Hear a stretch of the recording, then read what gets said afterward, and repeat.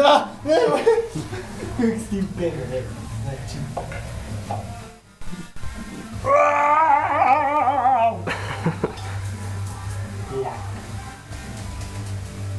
Idi čisti sobu, jebem te usta, bre. Sutra. Kako si ti peder, brate.